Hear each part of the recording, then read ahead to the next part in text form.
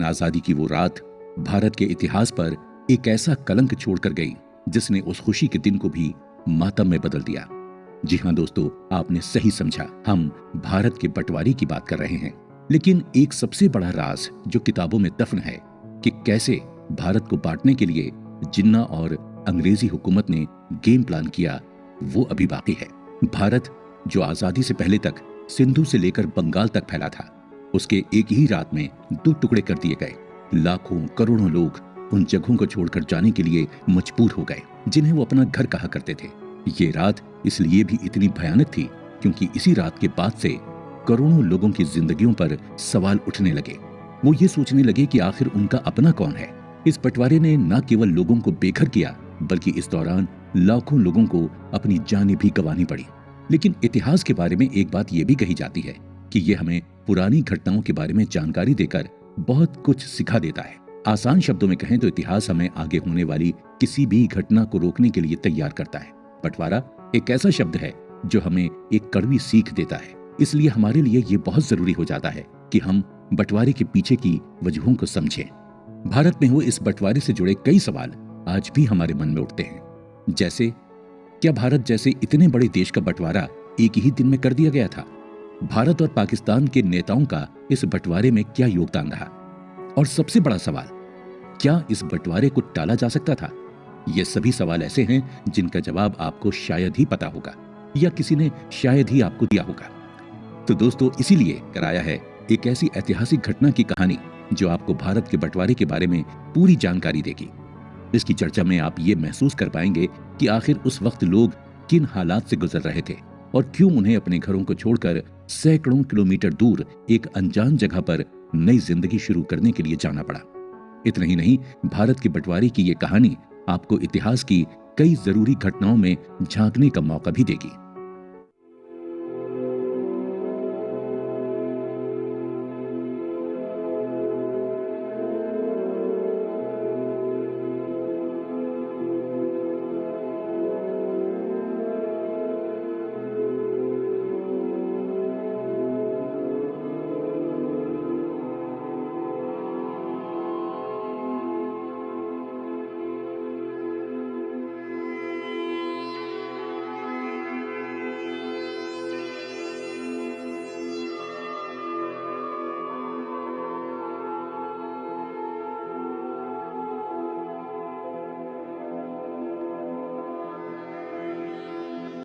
बंगाल और मुस्लिम लीग। फरवरी 1947 को देश भर में आजादी के लिए उठ रही मांग ने और जोर पकड़ दिया, क्योंकि अंग्रेजी हुकूमत पहले भारत को आजाद करने का ऐलान तो कर चुकी थी, लेकिन आजाद कर नहीं रही थी। इसके पीछे उसके अपने हित थे। भारतीय सेना में भी देश को आजाद कराने का जबरदस्त जोश भरा था। तब 35 करोड़ की पॉपुलेशन वाले इस देश में शायद ही कोई ऐसा व्यक्ति होगा जिसकी आंखों में आजादी की आग नहीं दिखाई दे रही थी। हर एक व्यक्ति सड़क पर था और ब्रिटिश सरकार के खिलाफ आवाज उठा रहा था। 35 करोड़ भारतीयों के मुंह से केवल एक ही शब्द निकल रहा था और वो था आजादी। वहीं सेकेंड वर्ल्ड वॉर के बाद ब्रिटेन को यह बात अच्छी तरह से पता चल गई थी कि अब वो भारत पर और ज्यादा शासन नहीं कर पाएगा।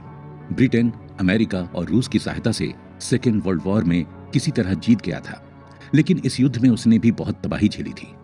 सेकेंड वर्ल्ड वॉर से पहले ब्रिटेन दुनिया का सबसे अमीर देश हुआ करता था, जिसकी नौसेना यानी नेवी पूरी दुनिया में सबसे ज्यादा ताकतवर थी। मगर युद्ध के बाद ब्रिटेन दुनिया का सबसे अमीर और ताकतवर नहीं रहा था। इतना ही नहीं, सेकेंड वर्ल्ड वॉर के बाद जितने भी एग्रीमेंट्स और ट्रीटीज हुई थीं, उनसे भी ब्रिटेन को कुछ खास फायदा नहीं हुआ। इसके अलावा जर्मनी के एक हिस्से को संभालने की जिम्मेदारी ब्रिटेन पर आ गई थी। ऐसे में ब्रिटिश पार्लियामेंट और ब्रिटिश रॉयल फैमिली ने यह फैसला लिया कि अब ब्रिटिशर्स के कब्जे वाली सभी कॉलोनीज को आजाद कर दिया जाए। उस वक्त ब्रिटेन के किंग जॉर्ज 6 ने अपने कजिन यानी चचेरे भाई Louis Francis Albert Victor Nicholas Mountbatten को भारत का आखिरी वाइसराय बनाया। इसके बाद फरवरी 1947 में माउंटबेटन भारत आए। माउंटबेटन को जून 1948 तक का समय दिया गया। उस एक साल के अंदर माउंटबेटन को भारत को आजाद करने का पूरा काम खत्म करना था। भारत पहुंचने के 2 दिन बाद माउंटबेटन ने वाइसराय बनने की शपथ ली, लेकिन माउंटबेटन को जल्द से जल्द ब्रिटेन वापस लौटना था, क्योंकि वहां उन्हें अपना नेवी कोर्स भी पूरा करना था। इसलिए उन्होंने ये फैसला किया कि भारत को आजादी जून 1948 में देने की बजाय अगस्त 1947 में दी जाएगी। मगर इस जल्दबाजी के पीछे एक वजह और भी थी। उस वक्त आजादी के साथ साथ भारत के बंटवारे की आवाजें भी उठने लगी थीं। दरअसल माउंटबेटन के वायसराय बनने की शपथ लेने के बाद दिल्ली, बॉम्बे और रावलपिंडी में बड़े बड़े पैमाने पर सांप्रदायिक दंगे हुए। इस स्थिति को देखते हुए माउंटबेटन ने ब्रिटेन में एक रिपोर्ट भेजी जिसमें यह लिखा था कि भारत को आजाद करने के लिए 1 साल तक का इंतजार करना ठीक नहीं होगा। माउंटबेटन ने ब्रिटिश सरकार से यह भी कहा कि ये दंगे रोकने के लिए 1947 के खत्म होने से पहले भारत की कमान जल्द से जल्द एक व्यवस्थित तरीके से किसी मजबूत हाथों में सौंप देनी चाहिए। लेकिन बंटवारे की कहानी इतनी छोटी नहीं है। जैसा कि हमने आपको पहले भी बताया था कि बंटवारे की योजना पहले से नहीं बनी थी। ऐसा नहीं था कि लोगों के मन में शुरुआत से ही देश का बंटवारा करने की इच्छा थी। तो फिर आखिर कैसे लोगों के मन में देश के बंटवारे का ख्याल आया? इसके लिए सबसे पहले ये जानना जरूरी है कि बंटवारे से पहले भारत में पॉलिटिकल कंडीशन यानी राजनीतिक परिस्थितियां कैसी थी।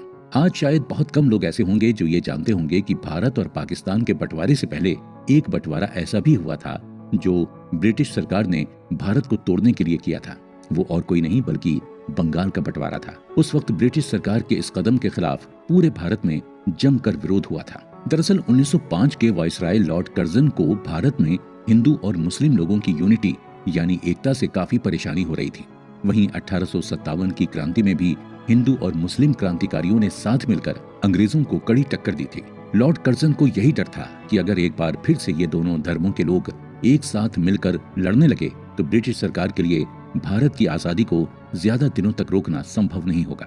उस वक्त ब्रिटिश सरकार कुछ ऐसा ढूंढ रही थी जिसकी मदद से वो हिंदू और मुस्लिम लोगों के बीच दूरियां बढ़ा सके। अपने इसी इरादे को पूरा करने के लिए 16 अक्टूबर 1905 को लॉर्ड कर्जन ने बंगाल को 2 हिस्सों में बांट दिया। इस बंटवारे में बंगाल का पश्चिमी हिस्सा हिंदुओं को मिला तो वहीं इसका पूर्वी हिस्सा मुस्लिमों के पास गया। ब्रिटिश सरकार के इस कदम से भारत के स्वतंत्रता सेनानी और क्रांतिकारी काफी नाराज थे। उन्होंने अपनी नाराजगी सड़कों पर विरोध प्रदर्शन करके दिखाई। वहीं नोबेल पुरस्कार विजेता रविंद्रनाथ टैगोर ने ब्रिटिश सरकार द्वारा दिया गया रॉयल टाइटल वापस लौटा दिया। रविंद्रनाथ टैगोर को ब्रिटेन के किंग जॉर्ज V ने नाइटहुड का टाइटल भी दिया था।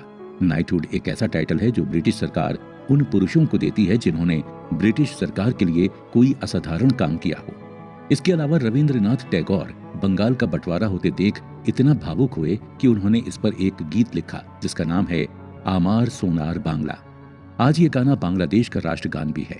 बंगाल का लगभग हर हिस्सा इस बंटवारे के खिलाफ था, मगर ब्रिटिश सरकार के लिए तो बंगाल का बंटवारा हिंदुओं और मुस्लिमों के बीच तकरार पैदा करने की एक साजिश थी। ब्रिटिशर्स चाहते थे कि हिंदू और मुसलमान दोनों को ऐसा लगने लगे कि वो एक दूसरे से अलग हैं। ऐसा करने से दोनों धर्मों के लिए भारत की आजादी से भी जरूरी उनका धर्म हो जाएगा और वो आजादी के ख्याल को भूल जाएंगे। कहते हैं कि ब्रिटिशर्स डिवाइड एंड रूल यानी फूट डालकर राज करने की आइडियोलॉजी पर चलते थे। भारत के साथ भी उन्होंने कुछ ऐसा ही किया। ब्रिटिशर्स ने बंगाल के बंटवारे के साथ हिंदू और मुस्लिम लोगों के बीच फूट डालना शुरू कर दिया था। धीरे धीरे इस बंटवारे के खिलाफ केवल बंगाल में ही नहीं बल्कि मुंबई, पुणे और पंजाब तक में बड़े स्तर पर विरोध प्रदर्शन हुए। उस वक्त लॉर्ड कर्जन को ऐसा लगा था कि कांग्रेस के पास इतनी ताकत नहीं है कि वो लोगों को बंगाल के बंटवारे के खिलाफ सड़कों पर ला पाएगी, लेकिन वो बिल्कुल गलत सोच रहा था। लोगों ने कांग्रेस पर पूरा भरोसा दिखाया और खुलकर ब्रिटिश सरकार के खिलाफ आवाज उठाने लगे।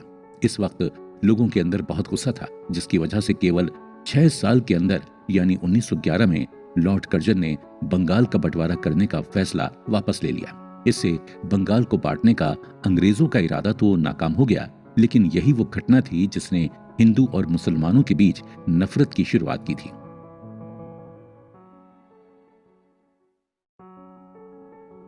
बंगाल का बंटवारा रद्द होने से मुसलमानों के मन में अलग अलग तरह के डर पैदा होने लगे। उनको ये डर लगने लगा कि अगर भारत में हिंदू लोगों की मेजॉरिटी रही तो सरकार जितने भी कानून लाएगी वो हिंदुओं को ध्यान में रखकर ही बनेंगे। इस वजह से मुसलमानों को भी उन कानूनों को मानना पड़ेगा जो उनसे ज्यादा हिंदुओं के पक्ष में होंगे।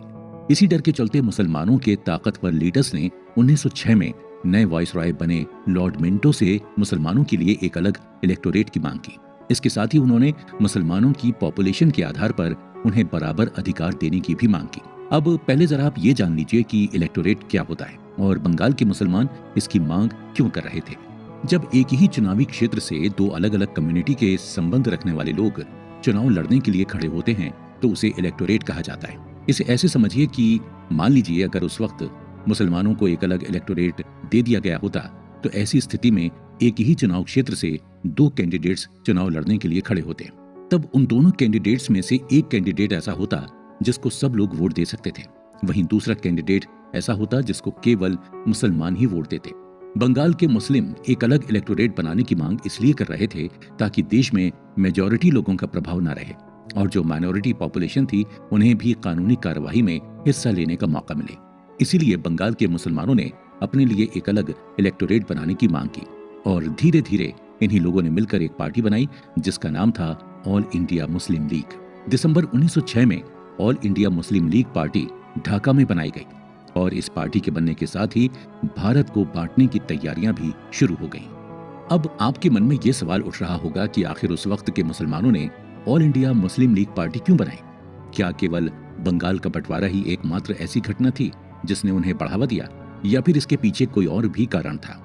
दरअसल उस वक्त भारत में हिंदुओं और मुसलमानों के बीच कई बार धार्मिक दंगे हुए थे, लेकिन फर्क सिर्फ इतना था कि उन दंगों का कोई राजनीतिक चेहरा नहीं था।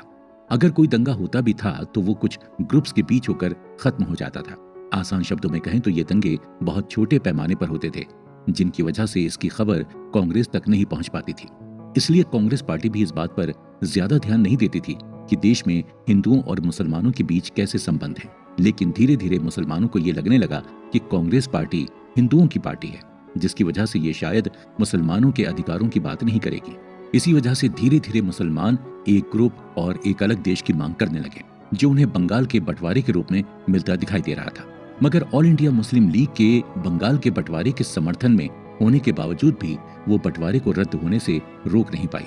इसका कारण ये था कि उस वक्त बंगाल के बंटवारे के खिलाफ भारत की ज्यादातर पॉपुलेशन विरोध कर रही थी, वहीं इसके समर्थन में बहुत कम लोग ही थे।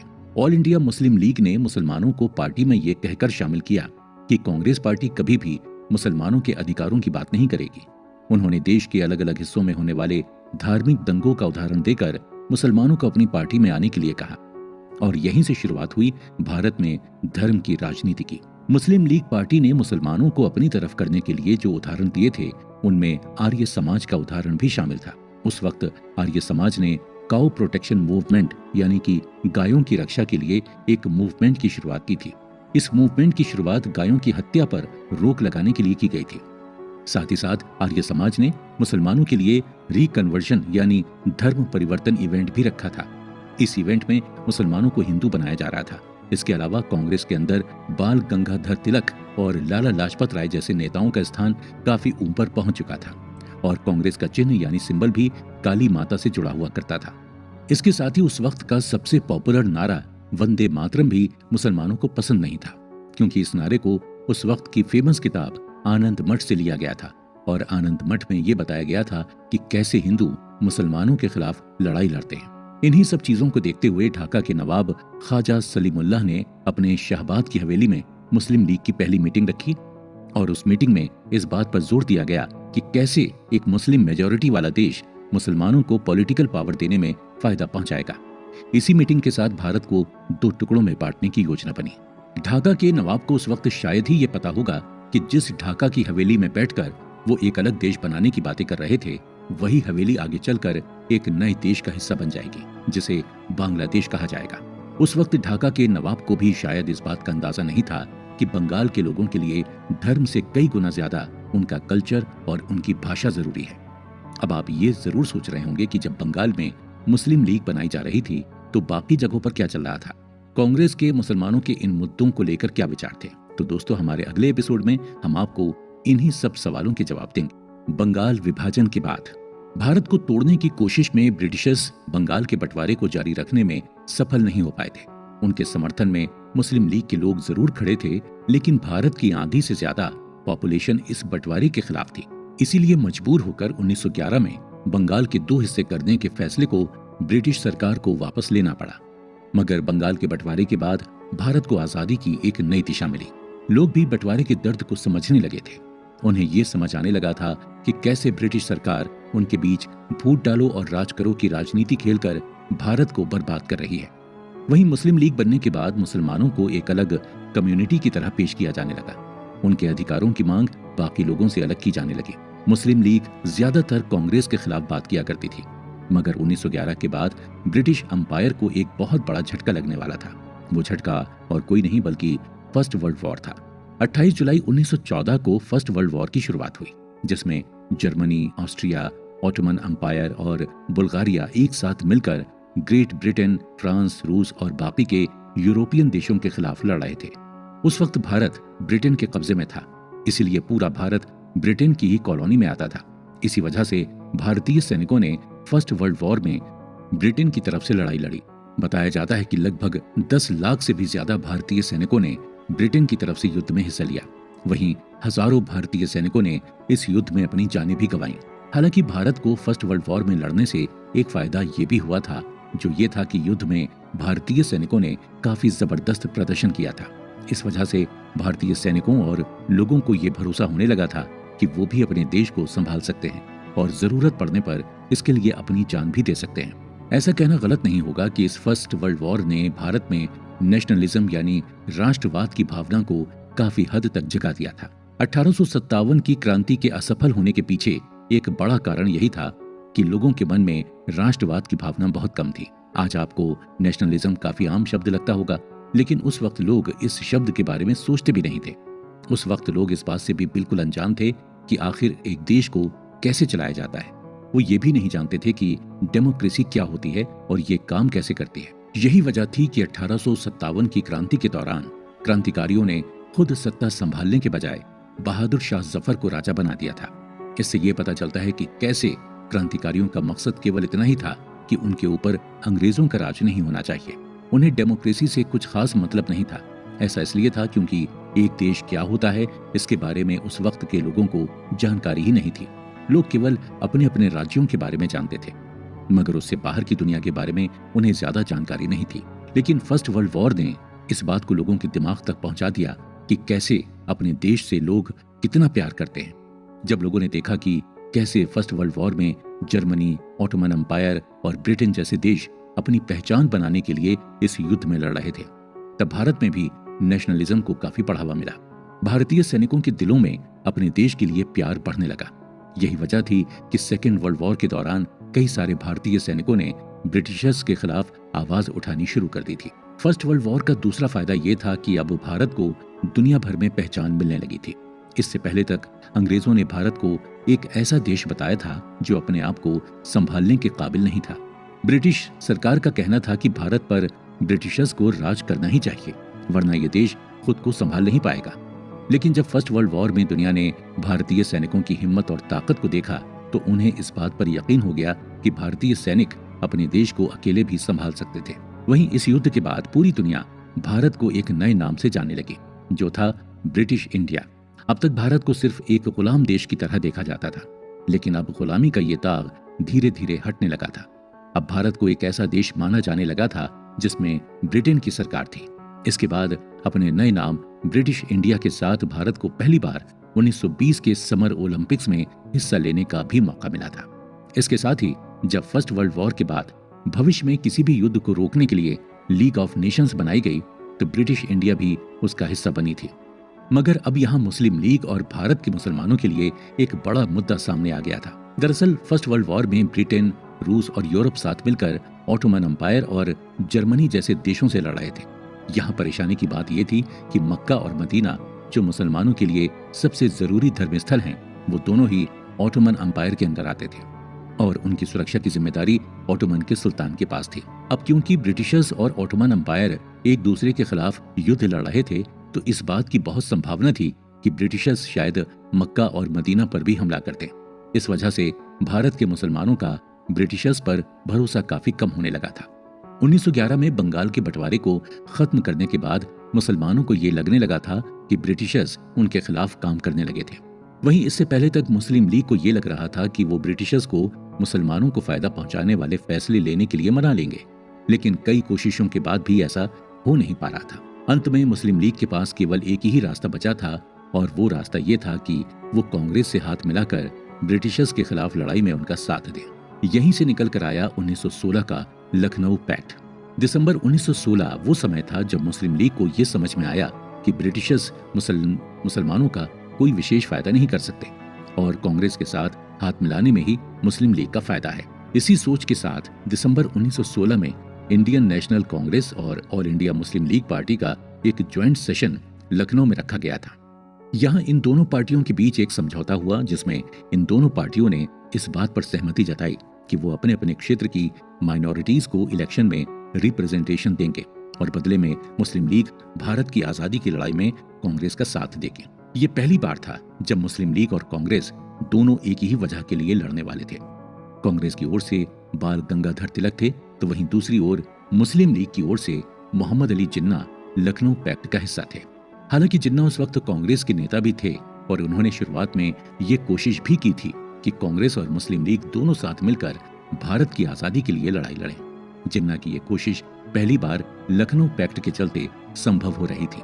इसके बाद 1919 में ब्रिटिशर्स ने government of India act of 1919 बनाया जिसमें प्रोविंशियल सीटों की संख्या में काफी बढ़ोतरी की गई थी। इसका मतलब ये था कि अब भारत के नेताओं को और ज्यादा अधिकार मिलने वाले थे। ब्रिटिश वाइसराय के पास डिफेंस, फॉरेन अफेयर्स और इनकम टैक्स जैसे डिपार्टमेंट दिए गए थे।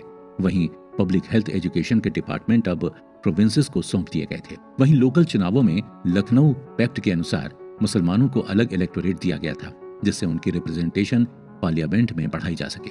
ये पहली बार था जब पार्लियामेंट में किसी कम्युनिटी के लिए सीट रिजर्वेशन सिस्टम यानी आरक्षण का इस्तेमाल किया गया था। मुसलमानों के अलावा जमींदारों, कॉलेज ग्रेजुएट्स और नॉन ब्राह्मणों के लिए भी सीटें रिजर्व की गई थी। लेकिन जानकारों का मानना है कि यही वो चीज थी जिसने पाकिस्तान बनाने की योजना को और तेज कर दिया था। मुस्लिम लीग को धीरे धीरे ये बात समझ आने लगी थी कि अलग इलेक्टोरेट के जरिए उन्हें ज्यादा ताकत मिल रही थी। दूसरी ओर लखनऊ पैक्ट से भी विशेष तौर पर मुस्लिमों को ही फायदा पहुंच रहा था। वहीं हिंदुओं के लिए अब तक अलग इलेक्टोरेट की व्यवस्था नहीं की गई थी।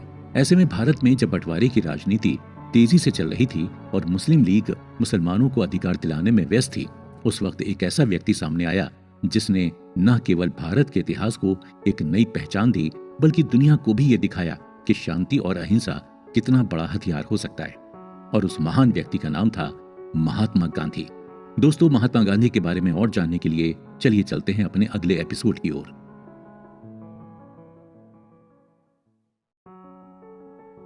गांधी और खिलाफत आंदोलन। 1915 के बाद भारत की राजनीति में महात्मा गांधी ने कदम रखे।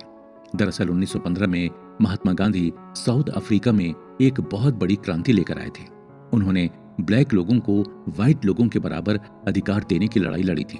इतना ही नहीं, महात्मा गांधी ही एक ऐसे भारतीय थे जो दुनिया के सामने ब्रिटिशर्स की सच्चाई लेकर आए थे कि किस तरह ब्रिटिशर्स रेसिस्ट यानी जातिवादी तरीकों से ब्लैक लोगों पर अत्याचार करते थे। साउथ अफ्रीका में लड़ाई लड़ने के बाद 1915 में महात्मा गांधी वापस भारत लौट आए थे। भारत आने के बाद महात्मा गांधी पूरे देश की यात्रा करने चले गए। अपनी यात्रा के दौरान ही उन्हें भारत के हालात के बारे में पता चला, इसलिए वो अलग अलग जगहों पर गए और वहां अलग अलग लोगों और संगठनों से मिलने लगे। इसके बाद 1917 में चंपारण, जो कि आज बिहार में है, वहां के किसान नील की खेती की वजह से काफी परेशान थे, जिसके चलते उन्हें काफी नुकसान उठाना पड़ रहा था। उस वक्त महात्मा गांधी ने उन किसानों का साथ दिया और अंग्रेजों के खिलाफ एक आंदोलन शुरू किया। उनके इस आंदोलन को चंपारण मूवमेंट या चंपारण सत्याग्रह के नाम से जाना जाता है। मगर हैरानी की बात तो यह है कि इस आंदोलन में उन्होंने किसी भी तरह की हिंसा नहीं की, बल्कि इस आंदोलन को उन्होंने बहुत शांति के साथ लड़ा। आखिर में ब्रिटिशर्स को उनके आगे झुकना पड़ा और किसानों की इस आंदोलन में जीत हुई। चंपारण मूवमेंट की सफलता के बाद अब बात करते हैं दूसरे आंदोलन की, जो 1918 में गुजरात के खेड़ा में शुरू हुआ था। गुजरात में मौजूद खेड़ा उस वक्त भारी अकाल से जूझ रहा था। इसकी वजह से वहां के लोग ब्रिटिश सरकार से टैक्स में छूट की मांग कर रहे थे। गांधी ने सरदार वल्लभ भाई पटेल के साथ मिलकर यहां से एक आंदोलन शुरू किया जिसे खेड़ा सत्याग्रह मूवमेंट कहा गया। यहां भी ब्रिटिश सरकार को महात्मा गांधी के आगे झुकना पड़ा। गांधी जब पूरे भारत की यात्रा पर थे तब उन्हें एक बात समझ आ चुकी थी कि भारत को आजादी सिर्फ तभी मिल सकती है जब देश में मौजूद हर धर्म, हर जाति और हर वर्ग के लोग इसके लिए एक साथ मिलकर लड़ाई लड़ें। 1919 के बाद गांधी जी ने इस लड़ाई को और ताकतवर बनाने के लिए मुसलमानों से मदद मांगी, लेकिन मुसलमानों पर मुस्लिम लीग का प्रभाव बहुत ज्यादा था। ऐसे में गांधी जी जैसे व्यक्ति, जो कि एक सच्चे हिंदू थे, और सुबह शाम भजन कीर्तन करते थे, वो भला मुसलमानों को अपने साथ आने के लिए कैसे राजी कर पाते। इसलिए गांधी जी ने मुसलमानों को साथ लाने के लिए उन्हें याद दिलाया कि कैसे ब्रिटिश सरकार ने ऑटोमन एम्पायर को फर्स्ट वर्ल्ड वॉर में हराया था, जिसके चलते आगे भी उनकी कई धार्मिक जगहों को खतरा पहुंच सकता था। उस वक्त ऑटोमन एम्पायर में खलीफा हुआ करता था। खलीफा एक टाइटल था जो मुसलमानों के लीडर या सुल्तान को दिया जाता था। यह खलीफा एक तरह से पूरी दुनिया के मुस्लिम समुदाय का प्रतिनिधित्व यानी उन्हें रिप्रेजेंट करता था। दरअसल ब्रिटिशर्स ने उस वक्त के खलीफा के खिलाफ काम करना शुरू कर दिया था। वहीं गांधी जी ने इसी बात का फायदा उठाते हुए मुसलमानों को अपनी तरफ कर लिया और इस आंदोलन का नाम खिलाफत मूवमेंट रखा। हालांकि 1922 के आते आते यह आंदोलन पूरी तरह से खत्म होने लग गया था। फिर 1924 में तुर्की ने खलीफा के पद को ही पूरी तरह से खत्म कर दिया। इसकी वजह यह थी कि वर्ल्ड वॉर के बाद तुर्की में अब ज्यादा बेहतर डिप्लोमेटिक पोजीशन आ चुकी थी। इसके अलावा वहां के लोग भी अब धर्म के बजाय नेशनलिज्म पर ज्यादा ध्यान दे रहे थे। लेकिन खिलाफत मूवमेंट से भारतीय मुसलमानों का कांग्रेस के ऊपर भरोसा बढ़ गया था। भारत के मुसलमानों को अब महात्मा गांधी पर भी भरोसा होने लगा था। उन्हें इस बात पर यकीन होने लगा था कि गांधी जी मुसलमानों की बेहतरी के लिए काम कर सकते थे। यही वजह थी कि मौलाना अबुल कलाम आजाद, अब्दुल गफ्फार खान और शौकत अली जैसे बड़े मुस्लिम नेता आजादी की लड़ाई में महात्मा गांधी और कांग्रेस का समर्थन कर रहे थे। मगर गांधी जी के समर्थन में बहुत कम मुसलमान ही सामने आए थे और अभी भी उनकी एक बड़ी पॉपुलेशन मुस्लिम लीग के समर्थन में खड़ी थी। वहीं लखनऊ पैक्ट अब धीरे धीरे कमजोर पड़ता जा रहा था। कांग्रेस और मुस्लिम लीग के बीच की दूरियां एक बार फिर से बढ़ने लगी। मगर इन बढ़ती दूरियों के बीच टू नेशन थ्योरी सामने आने लगी थी। इसी के चलते मुस्लिम लीग के समर्थन में खड़े लोग धीरे धीरे देश भर के मुसलमानों को ये बताने लगे कि कल को अगर भारत को आजादी मिली तो यहाँ मुसलमानों के अधिकारों का हिंदुओं के अधिकारों के बाद ध्यान रखा जाएगा। साथ ही साथ मुसलमानों के कल्चर को खत्म कर दिया जाएगा और उन्हें उनके धर्म को मानने की आजादी भी नहीं दी जाएगी। ये सभी बातें धीरे धीरे भारतीय मुसलमानों के बीच तेजी से फैलने लगी थी। उस वक्त कई सारे हिंदू संगठन ऐसे थे जो मुसलमानों का धर्म परिवर्तन कर उन्हें हिंदू बना रहे थे। जब मुस्लिम लीग के लीडर्स ने यह देखा तो उन्होंने इसे अपना हथियार बनाकर भारतीय मुसलमानों के मन में डर पैदा करना शुरू कर दिया। आने वाले कुछ सालों तक मुस्लिम लीग का ये प्रोपेगेंडा इसी तरह लगातार चलता रहा और 1933 में पहली बार लोगों के सामने पाकिस्तान का नाम आया। उस वक्त चौधरी रहमत अली जो इंग्लैंड से वकालत की पढ़ाई करके आए थे, उन्होंने कई सारे पर्चे रिलीज किए जिनमें पाकिस्तान मूवमेंट की बात की गई थी। इन पर्चों में यह बताया गया था कि पाकिस्तान का नक्शा कैसा होगा। रहमत अली ने जिस पाकिस्तान का नक्शा तैयार किया था उसमें उन्होंने पंजाब, अफगानिस्तान, कश्मीर, सिंध और बलूचिस्तान को शामिल किया था। हालांकि इन पर्चों पर राजनीति का ध्यान नहीं मिला, लेकिन इससे लोगों के मन में पाकिस्तान का विचार जरूर पड़ गया। भले ही राजनीतिक तौर पर इस पर कोई बात नहीं कर रहा था, मगर भारत के मुसलमानों के दिमाग में पाकिस्तान के होने की संभावना बैठ गई थी। ये संभावना तब और बढ़ गई जब 1935 में ब्रिटिश सरकार गवर्नमेंट ऑफ इंडिया एक्ट लेकर आई, जिसके चलते भारत में वोटरों की संख्या और ज्यादा बढ़ गई। इसके अलावा इस एक्ट ने पार्लियामेंट में सीटों की संख्या भी बढ़ा दी थी। इस नए एक्ट के आने के बाद पार्लियामेंट में ज्यादातर हिंदू लोग शामिल होने लगे, जिससे मुस्लिम लीग को ये लगने लगा कि शायद हिंदुस्तान में अब हिंदुओं का ही राज रहेगा। इसी के चलते वो ये सोचने लगे कि हिंदुओं के राज में मुसलमानों पर ध्यान नहीं दिया जाएगा। उस साल हुए इलेक्शन में कांग्रेस को लगभग 716 सीटें मिली थी। इसके मुकाबले मुस्लिम लीग को काफी कम सीटें हासिल हुई। हालांकि कांग्रेस ने कई बार ये बात कही थी कि उनकी पार्टी का धर्म से कोई मतलब नहीं है, इसलिए कांग्रेस ने मुस्लिम रिजर्व सीटों पर जो कुल 482 थीं, उनमें से केवल 58 सीटों पर ही इलेक्शन लड़कर केवल 26 पर जीत हासिल की। इस तरह कांग्रेस ने मुस्लिम सीटों पर अपनी नाकामी दिखाई। वहीं कांग्रेस की हारी हुई मुस्लिम सीटों पर अब मुस्लिम लीग के लीडर्स थे, जिस वजह से वहां पर कांग्रेस का दबदबा काफी कम हो गया। इसी बीच कांग्रेस के कुछ नेताओं ने गायों की रक्षा और हिंदी के इस्तेमाल पर जोर देना शुरू कर दिया था। इस वजह से मुस्लिम लीग को एक और मौका मिल गया था कि वो पाकिस्तान की बात करना शुरू कर दे। 1937 के बाद कांग्रेस मुस्लिम इलाकों में अलग इलेक्टोरेट होने की वजह से ज्यादा सीटें नहीं जीत पाई थी। इसी वजह से उन सीटों पर कांग्रेस के नेताओं की पकड़ काफी कमजोर पड़ गई थी और मुस्लिम लीग के नेताओं की पकड़ मजबूत होती जा रही थी। जहां एक तरफ कांग्रेस का एजेंडा लोगों तक अच्छी तरह से नहीं पहुंच पा रहा था, वहीं मुस्लिम लीग की मुसलमानों के लिए एक अलग देश बनाने की मांग तेज होती जा रही थी। मुस्लिम लीग और सेकेंड वर्ल्ड वॉर। अगस्त 1942 में ब्रिटिशर्स को 1857 के बाद पहली बार अपने शासन पर एक बड़ा खतरा नजर आ रहा था। वो खतरा महात्मा गांधी जी के रूप में सामने आया था। दरअसल गांधी जी ने ऑल इंडिया कांग्रेस कमेटी की मीटिंग में क्विट इंडिया मूवमेंट यानी भारत छोड़ो आंदोलन की शुरुआत करने का फैसला किया था। 8 अगस्त 1942 को मुंबई में हुए इस मीटिंग में महात्मा गांधी ने करो या मरो का नारा भी दिया। उन्होंने अंग्रेजों को भारत छोड़ने की खुली चेतावनी भी दी थी। लेकिन यहाँ सवाल ये उठता है कि आखिर महात्मा गांधी के आने के बाद ही भारत के नेता इतना बड़ा कदम उठाने के लिए क्यों तैयार हुए, जबकि आजादी की मांग तो उनके भारत आने से भी पहले से ही चल रही थी। ऐसा इसलिए था क्योंकि गांधी जी के आने से पहले भारत के नेता राजनीति के जरिए भारत के मुद्दों में दखल दे रहे थे। उनका मानना था कि राजनीति के जरिए ही वो भारत के लोगों का भला कर सकते थे। मगर 1939 दुनिया के लिए इतिहास का सबसे भयानक युद्ध लेकर आया, जिसका नाम था सेकेंड वर्ल्ड वॉर। तब उस वक्त के British governor general Lord Linlithgow ने इस खूनी लड़ाई में भारत को भी घसीट लिया था, और ऐसा करने के लिए उन्होंने किसी से भी सलाह नहीं ली थी। वहीं मुस्लिम लीग इस युद्ध को समर्थन दे रही थी, लेकिन कांग्रेस इसको लेकर काफी परेशान थी। इसके बाद सितंबर 1940 में कांग्रेस की मीटिंग में उन्होंने दुनिया में शुरू हुई इस खूनी लड़ाई में अंग्रेजों का साथ देने का फैसला किया। लेकिन जब उन्होंने अंग्रेजों से इसके बदले में आजादी की मांग की तो उन्हें निराशा हाथ लगी। कांग्रेस का कहना था कि ब्रिटेन जब खुद ऐसी ताकतों के खिलाफ लड़ रहा था जो दूसरे देशों पर कब्जा करना चाहती थी, तो सबसे पहले उसे खुद भारत को आजाद कर देना चाहिए, नहीं तो उसका लड़ना सिर्फ एक दिखावा होगा। अगर महात्मा गांधी की बात करें तो वो तो शुरुआत से ही इस बात के साथ थे कि भारतीय सैनिकों को इस लड़ाई में न घसीटा जाए। गांधी जी का ऐसा मानना इसलिए था क्योंकि वो किसी भी तरह की हिंसा को पसंद नहीं करते थे। वहीं दूसरी ओर मुस्लिम लीग ने इस युद्ध में ब्रिटिशर्स का साथ देने की बात इसलिए कही थी क्योंकि उन्हें लग रहा था कि ऐसा करने से वो ब्रिटिशर्स के साथ अच्छे संबंध बनाकर उनसे अपना फायदा निकलवा लेंगे। इसी वजह से कांग्रेस और मुस्लिम लीग के बीच दूरियां अब और ज्यादा बढ़ गईं, क्योंकि दोनों ही अलग अलग रास्तों पर चल रहे थे। इसके थोड़े वक्त बाद 1940 में मोहम्मद अली जिन्ना ने कांग्रेस से इस्तीफा दे दिया और इसी के साथ मुस्लिम लीग की टू नेशन थ्योरी खुलकर सामने आ गई। लेकिन जिन्ना की ये टू नेशन थ्योरी काफी उलझन भरी थी, क्योंकि उस टू नेशन थ्योरी में जिन्ना ने कुछ भी साफ साफ नहीं बताया था। इसमें कई ऐसे सवाल थे जिनका जवाब मुस्लिम लीग के पास नहीं था, जैसे ये दो अलग अलग देश काम कैसे करेंगे, इनकी इकोनॉमी कैसे काम करेगी और इनमें बाकी व्यवस्था कैसी होगी। मगर ऐसे कई बड़े सवालों के बीच जिन्ना की ये टू नेशन थ्योरी काफी पॉपुलर होने लगी। मुस्लिम लीग ने बढ़ चढ़कर इस थ्योरी को मुसलमानों के बीच फैलाना शुरू कर दिया, जिसकी वजह से भारत के मुसलमानों के मन में अपना एक अलग देश बनाने की भावना पैदा होने लगी।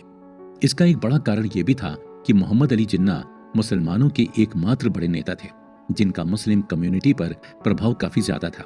वहीं कांग्रेस में जो मुस्लिम नेता थे वो मुसलमानों के बीच इतने पॉपुलर नहीं थे। इस वजह से वो भारत के मुसलमानों को ये भरोसा नहीं दिला पाए कि वो उनकी भलाई के लिए काम कर सकते थे। तो चलिए दोस्तों, अब एक बार फिर चलते हैं भारत छोड़ो आंदोलन पर। मार्च 1942 में ब्रिटिश सरकार ने भारत में एक कमेटी भेजी जिसे ब्रिटेन के वॉर कैबिनेट के एक मेंबर स्टेफोर्ड क्रिप्स लीड कर रहे थे। स्टेफोर्ड क्रिप्स ने भारत में एक क्रिप्स मिशन की शुरुआत की, जिसका उद्देश्य कांग्रेस के साथ बातचीत करके उन्हें सेकेंड वर्ल्ड वॉर में ब्रिटेन की मदद करने के लिए मनाना था। इसके बदले में ब्रिटिशर्स भारत की राजनीति में कांग्रेस की सीटें और ज्यादा बढ़ा देते, जिससे कांग्रेस को ज्यादा ताकत मिल जाती। लेकिन ब्रिटिश सरकार का यह क्रिप्स मिशन पूरी तरह से फेल हो गया। इसका सबसे बड़ा कारण यह था कि उस वक्त तक कांग्रेस के नेताओं में भी भारत को पूरी तरह आजादी दिलाने यानी कि पूर्ण स्वराज की इच्छा धीरे धीरे जागने लगी थी। जब ब्रिटिश सरकार ने कांग्रेस की सुने बिना भारत को युद्ध में शामिल किया था तो इसका विरोध इंग्लैंड तक में होने लगा। उस वक्त ब्रिटेन के प्राइम मिनिस्टर विंस्टन चर्चिल पर अपोजिशन पार्टी भारत को बेवजह युद्ध में घसीटने का आरोप लगा रही थी। इन गंभीर हालात में चर्चिल ने भारत में स्थिति संभालने के लिए 1 अगस्त ऑफर दिया। इस ऑफर में उन्होंने एक बार फिर कांग्रेस के आगे एग्जीक्यूटिव काउंसिल की सीटें बढ़ाने का ऑफर रखा। इसके साथ ही उन्होंने काउंसिल में और ज्यादा भारतीयों को शामिल करने की बात भी की। लेकिन मुस्लिम लीग और कांग्रेस दोनों ने ही इस ऑफर को ठुकरा दिया। वहीं दूसरी तरफ देश में चल रहा भारत छोड़ो अभियान एक ऐसा मूवमेंट बनकर सामने आया था जो भारत की लगभग सभी कम्युनिटीज को साथ लाया था। लेकिन तब भी कुछ ग्रुप्स ऐसे थे जिन्होंने इस मूवमेंट का विरोध किया था। इन ग्रुप्स में मुस्लिम लीग और प्रिंसली स्टेट्स शामिल थे। इसके साथ ही शुरुआत में हिंदू महासभा ने भी इस मूवमेंट का आधिकारिक तौर पर विरोध किया था। विनायक दामोदर सावरकर, जो उस वक्त हिंदू महासभा के प्रेसिडेंट थे, उन्होंने इस मूवमेंट में हिस्सा न लेने का फैसला किया था। लेकिन बाद में जब कांग्रेस पार्टी ने उन्हें समझाया तो सावरकर ने भी हिंदू महासभा के साथ मिलकर इस मूवमेंट में कांग्रेस का साथ देने का फैसला किया। लेकिन मुस्लिम लीग पूरी तरह से इस मूवमेंट के खिलाफ थी। इसी वजह से उन्होंने सभी मुसलमानों से भी इस मूवमेंट में हिस्सा न लेने को कहा था। मुस्लिम लीग के अलावा प्रिंसली स्टेट्स भी भारत छोड़ो अभियान को ना के बराबर समर्थन दे रहे थे। उनके इस मूवमेंट में अपना समर्थन न देने का कारण यह था कि भारत की आजादी के बाद उनसे उनका शासन भी छीन लिया जाएगा। इसी बीच जब ब्रिटिश सरकार का कांग्रेस के साथ कोई समझौता नहीं हुआ और कांग्रेस ने भारत छोड़ो अभियान को और तेजी से आगे बढ़ाना शुरू कर दिया, तब अंग्रेजों को ये बात समझ में आई कि अगर उन्होंने इस मूवमेंट को अभी नहीं दबाया तो ये उन पर बहुत भारी पड़ सकता है। एक तरफ हिटलर लगातार ब्रिटेन पर बमबारी कर रहा था और दूसरी तरफ भारत में इतने बड़े स्तर पर उनके खिलाफ आंदोलन हो रहा था। इसी के दबाव में आकर ब्रिटिश सरकार ने सभी कांग्रेसी नेताओं को गिरफ्तार करने के आदेश दे दिए। इसके कुछ दिनों के अंदर कांग्रेस पार्टी के लगभग सभी बड़े नेताओं को 3 साल के लिए जेल में कैद कर लिया गया और 1945 में उन सभी को जेल से रिहा कर दिया गया। इन 3 सालों में मुस्लिम लीग के आगे कांग्रेस काफी कमजोर पड़ गई थी क्योंकि उसके सभी बड़े नेता जेल में थे। इस बीच मुस्लिम लीग जैसे चाहे वैसे अपनी बात को लोगों तक पहुंचा सकती थी। इन 3 सालों का मुस्लिम लीग ने पूरा इस्तेमाल किया और पाकिस्तान बनाने के अपने प्लान को देश भर के मुसलमानों तक पहुंचाया। यही वो वक्त था जब पाकिस्तान बनाने का कॉन्सेप्ट आम लोगों तक सीधे सीधे पहुंचा था। इसकी वजह ये थी कि इससे पहले तक लोग मुस्लिम लीग को कांग्रेस के विकल्प के तौर पर नहीं देख रहे थे। ये बात 1937 के चुनावों में भी देखी गई थी, जब मुस्लिम लीग को बहुत बड़े अंतर से हार का सामना करना पड़ा था। लेकिन 1945 तक ये कहानी पूरी तरह से बदल चुकी थी। जहां कांग्रेस के बड़े नेता जेल में बंद थे, वहीं मुस्लिम लीग बाहर रहकर अपनी योजना को पूरा कर रही थी। कांग्रेस के लिए दोनों काम एक साथ करना संभव नहीं था। वो या तो अंग्रेजों के खिलाफ लड़ सकती थी या मुस्लिम लीग के प्रोपेगेंडा को रोक सकती थी। ऐसी स्थिति में कांग्रेस ने उस वक्त अंग्रेजों के खिलाफ लड़ने को ज्यादा जरूरी समझा, क्योंकि उन्हें लगता था कि मुस्लिम लीग शायद कभी अपने इरादों में सफल नहीं हो पाएगी। लेकिन यही सोच कांग्रेस की सबसे बड़ी गलती साबित हुई, जिसका एहसास उन्हें बहुत जल्दी ही हो गया था। जब कांग्रेस के नेता 1945 में जेल से बाहर आए तो उन्होंने एक अलग ही नजारा देखा। देश के लगभग सभी लोग अब अपना एक अलग देश बनाने का ख्वाब देख रहे थे। तब कांग्रेस के सामने लोगों के इस ख्वाब को तोड़ने की एक बड़ी चुनौती खड़ी थी। तो चलिए अगले एपिसोड में कांग्रेस की इन्हीं कोशिशों पर बात करते हैं।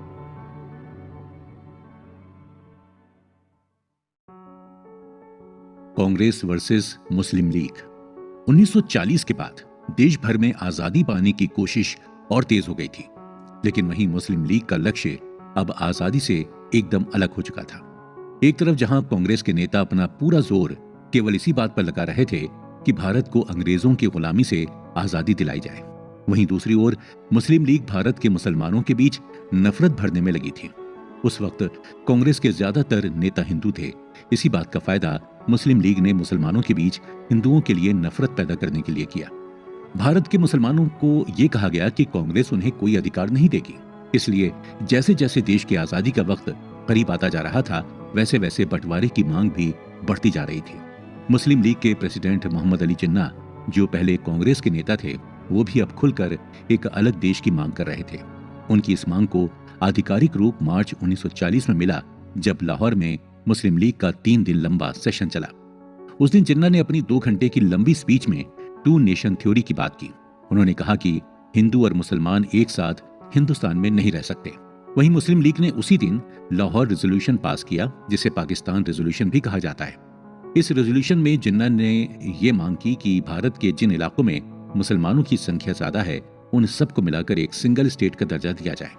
हालांकि सिंगल स्टेट बनाने की योजना करीब 3 साल पहले से ही शुरू हो चुकी थी, लेकिन इसे भारत के मुसलमानों और मुस्लिम लीग का समर्थन 1940 में आकर ही मिला। उस वक्त तक कांग्रेस पाकिस्तान के विचार को बिल्कुल गंभीरता से नहीं ले रही थी। इस दौरान सेकेंड वर्ल्ड वॉर भी शुरू हो चुका था, जिसमें ब्रिटेन तेजी से अपने रिसोर्सेज खो रहा था। अब तक ब्रिटिश सरकार को इस बात का अंदाजा हो गया था कि अब वो भारत पर और ज्यादा समय तक राज नहीं कर पाएंगे। इसलिए अगस्त 1940 में ब्रिटेन ने यह ऐलान कर दिया कि सेकेंड वर्ल्ड वॉर के खत्म होने के बाद भारत को एक डोमिनियन स्टेटस दे दिया जाएगा। डोमिनियन स्टेटस का मतलब है कि भारत रहेगा तो ब्रिटेन के अंदर ही, लेकिन वो अपनी इकोनॉमिक पॉलिसीज और सिक्योरिटी से जुड़े सभी निर्णय खुद ले पाएगा। दूसरी तरफ कांग्रेस की ही तरह भारत में अगस्त ऑफर लाने वाले लॉर्ड लिनलिथगो ने भी पाकिस्तान के विचार को बिल्कुल गंभीरता से नहीं लिया था। अब तक सबको यही लग रहा था कि जिन्ना केवल एक ऐसी व्यवस्था की मांग कर रहे थे जिसमें हिंदुओं का राज ना हो। जिन्ना के इस डर को हटाने के लिए ब्रिटिशर्स ने उनके सामने एक ऑफर रखा, जिसमें यह कहा गया कि मुस्लिम लीग की सीटों पर रिजर्वेशन यानी आरक्षण दिया जाएगा। लेकिन अब स्थिति इतनी गंभीर हो चुकी थी कि मुस्लिम लीग इस ऑफर से बिल्कुल भी खुश नहीं थी। इसलिए अगस्त ऑफर को ना तो कांग्रेस ने माना और न ही मुस्लिम लीग ने। एक तरफ मुस्लिम लीग फिर से अपने प्रोपेगेंडा में लग चुकी थी, तो वहीं दूसरी तरफ कांग्रेस महात्मा गांधी की लीडरशिप में सत्याग्रह के रास्ते पर चल रही थी। जैसा कि हमने आपको बताया था कि अगस्त 1942 में कांग्रेस ने गांधी जी के साथ मिलकर भारत छोड़ो आंदोलन शुरू कर दिया था। इसी के चलते ब्रिटिशर्स ने कांग्रेस के नेताओं के खिलाफ कड़ी कार्रवाई करनी शुरू कर दी और सभी नेताओं को अगस्त 1945 तक जेल में डाल दिया। मुस्लिम लीग उन 3 सालों में अपना एजेंडा फैलाने में कामयाब रही।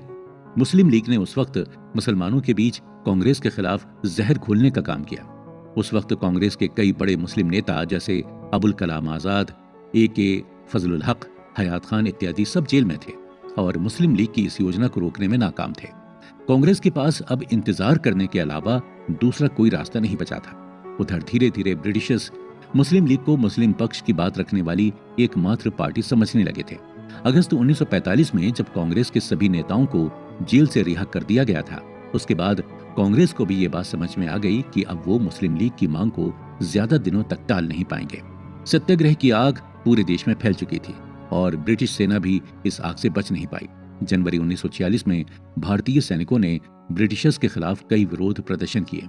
मुंबई, कोलकाता, मद्रास और कराची, इन सभी जगहों पर सेना द्वारा लगातार विरोध प्रदर्शन हो रहे थे। वहीं दूसरी तरफ ब्रिटेन में भी राजनीतिक हालात काफी बदल चुके थे। युद्ध के बाद ब्रिटेन के राजनीतिक हालात अब पहले जैसे नहीं थे। विंस्टन चर्चिल, जो ब्रिटेन के सेकेंड वर्ल्ड वॉर जीतने का सबसे बड़ा कारण थे, वो युद्ध के ठीक बाद हुए चुनावों में हार गए थे। ये चीज सबके लिए बड़ी हैरान करने वाली थी, क्योंकि अक्सर ऐसा देखा जाता है कि जो नेता किसी देश को युद्ध में जिताता है वो अक्सर चुनाव में भी आसानी से जीत जाता है। लेकिन ब्रिटेन में इसका ठीक उल्टा हुआ। ब्रिटेन के लोग बेरोजगारी से बहुत ज्यादा परेशान थे, जिसके चलते उन्होंने लेबर पार्टी को सरकार बनाने का मौका नहीं दिया। लेबर पार्टी के गिरने के बाद ब्रिटेन में क्लीमेंट एटनी ब्रिटेन के नए प्राइम मिनिस्टर बने। अगर जानकारों की माने तो जिस वक्त कांग्रेस के नेता जेल में बंद थे, उस वक्त पूरा का पूरा स्वतंत्रता आंदोलन खत्म हो चुका था। अगर ऐसा होता तो मुस्लिम लीग भी अपने इरादों में सफल नहीं हो पाती। लेकिन उसी दौरान एक और क्रांतिकारी आया जिसने ब्रिटिश अंपायर की नाक में दम करके रख दिया था। वो क्रांति और कोई नहीं बल्कि नेताजी सुभाष चंद्र बोस थे। सुभाष चंद्र बोस ब्रिटिशर्स की नजरों से बचते हुए रूस से होते हुए जर्मनी पहुंच गए थे। जर्मनी पहुंचकर वो हिटलर से मदद मांगने वाले थे, लेकिन उसी दौरान हिटलर ने रूस पर हमला कर दिया। इसलिए सुभाष चंद्र बोस को वहां से निकलकर सिंगापुर आना पड़ा। सिंगापुर पहुंचकर सुभाष चंद्र बोस ने इंडियन नेशनल आर्मी बनाई। इंडियन नेशनल आर्मी का मकसद जापान की इंपीरियल आर्मी के साथ जुड़कर भारत की सेना की मदद से देश को आजादी दिलाने का था। इसके बाद ही ब्रिटिशर्स को यह पता चला था कि वो भारत की आजादी की मांग को अब ज्यादा समय तक दबा नहीं सकते। यही कारण था कि कांग्रेस के नेताओं के जेल में होने के बावजूद देश का स्वतंत्रता आंदोलन दब नहीं पाया। लेकिन इसका फायदा मुस्लिम लीग को भी बहुत ज्यादा हुआ था। इन 3 सालों में मुस्लिम लीग ने स्वतंत्रता आंदोलन के पीछे अपनी एक अलग देश बनाने की मांग देश के मुसलमानों के बीच पहुंचाई थी। उन्हें ये बात पता थी कि आज नहीं तो कल भारत को आजादी मिलने वाली थी। इसलिए इससे पहले कि कांग्रेस नेता जेल से बाहर आकर मुसलमानों को दोबारा अपने साथ जोड़ लें, मुस्लिम लीग ने उन्हें अपनी तरफ का। तो दोस्तों, हमारे अगले एपिसोड में हम आपको इन्हीं सब सवालों के जवाब देंगे।